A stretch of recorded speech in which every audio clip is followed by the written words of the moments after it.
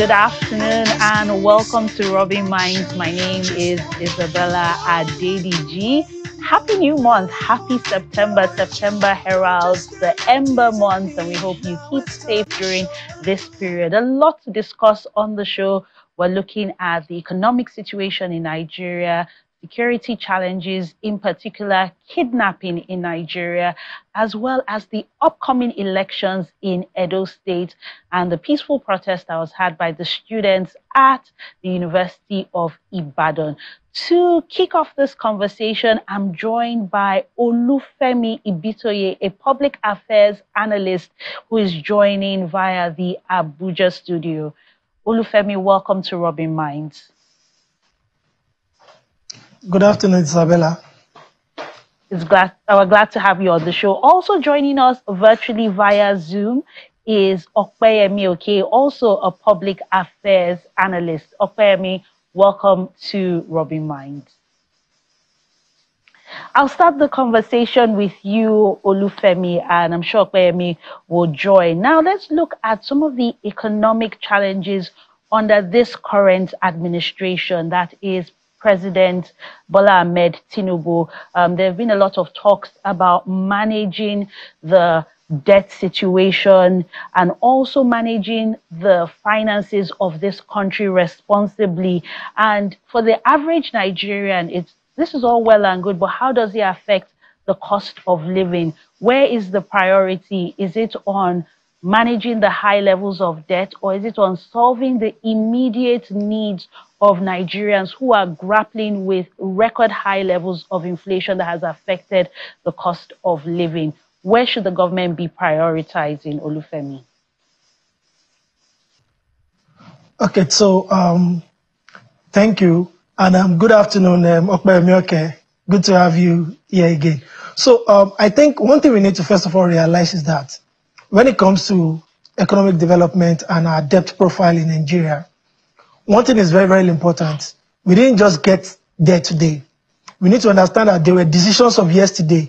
And of course, I can tell you that this present administration, if it had not been from, it has not been from the same political party, we will have had a lot of things that will have, be flying across the headline. For example, the present inflation which we've gotten ourselves here today is as a result of mismanagement of our debt.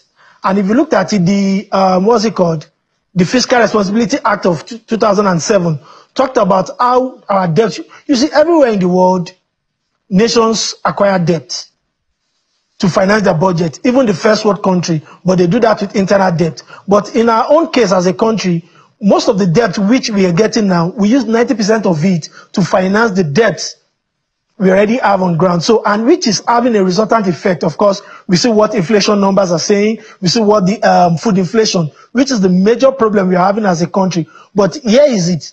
If you look at the policies of this present administration, it's easier for us as analysts, as economics, just to talk about the numbers, just to criticize government. But then we need to look at what governments are doing and their intentions. If you look at the policies of the present administration, you see that in a way, for example, let's look at the ways and means, which was overly abused by the last administration, close to 30 trillion.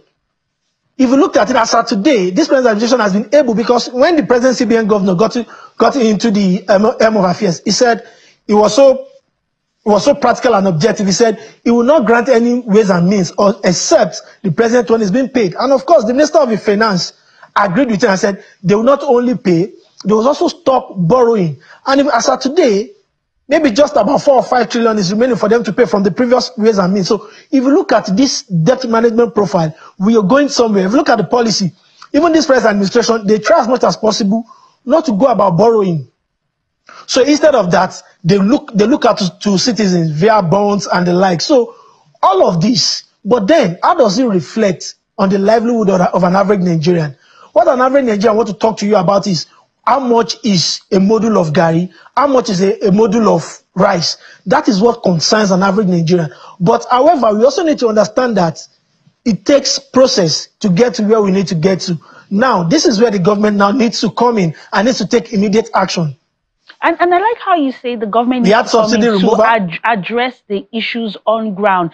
And while we're managing the debt profile, then how does the government explain some spending that has been seen by a lot of Nigerians as being reckless? We still have the cost of governance on the increase. We still have a lot of money being spent on things that are not deemed important. For example, the Hajj, the money that was budgeted for Hajj, and we could go on and on. What is this government saying? Look, how are we going to convince the people that they need to tighten their belts because we are also tightening our own belt? So it's one thing to do the debt recovery and to put all these policies in place, but how can they also show that they understand what the plight of the average citizen?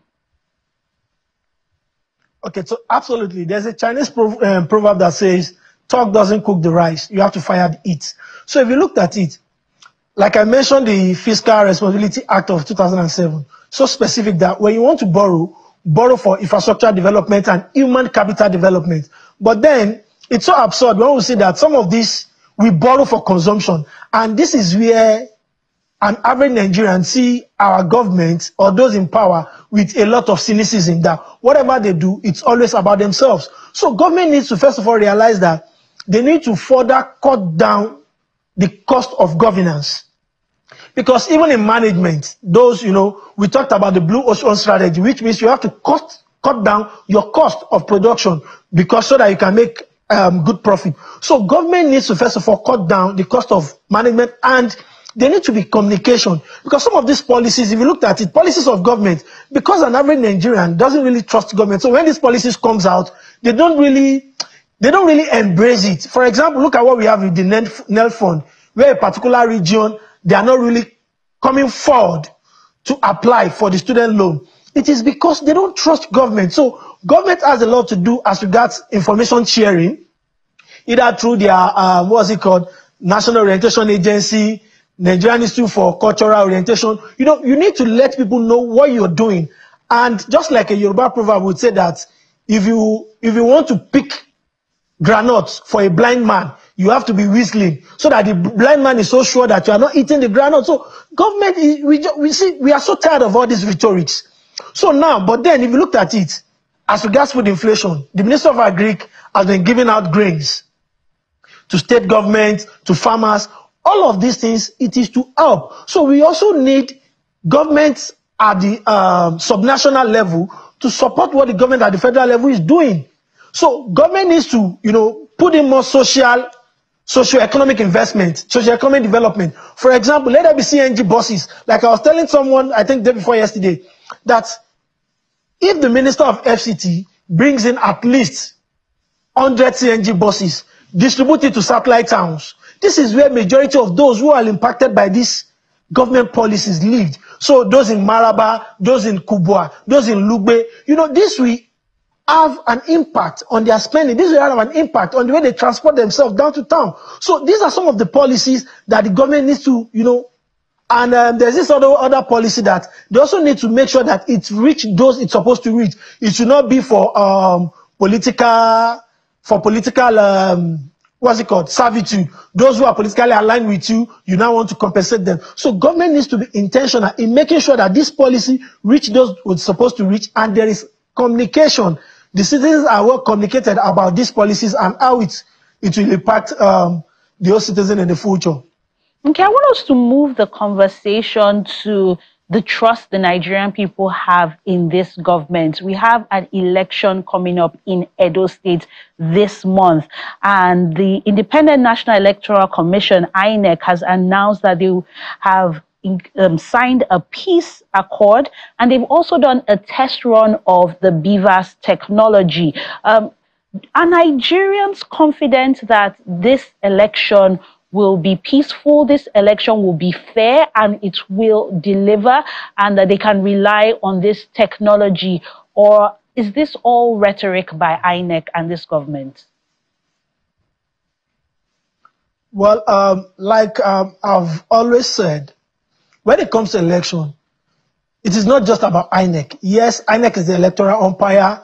INEC will organize. INEC will announce the winner. But then, we have a lot of other stakeholders when it comes to the political parties. See, the political parties, first of all, need to let themselves know that, okay, this is our state. Whatever rhetoric we send out there will have impact on governance after the election.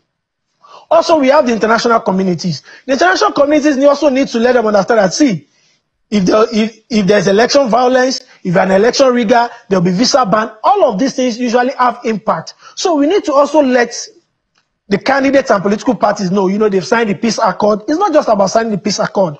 The way you campaign, what you say, we can trust INEC from now to tomorrow. If political parties, okay, now for example, if political parties brings in TOG and they go and attack a polling unit, or they go and attack the collation center, how does that affect the integrity? But doesn't that bring in the question of the trust of the Nigerian people in the federal government to ensure that the elections are peaceful, by ensuring that we have enough security on ground so that these things do not happen, these acts of violence are not committed in the first place because there's adequate security and infrastructure on ground?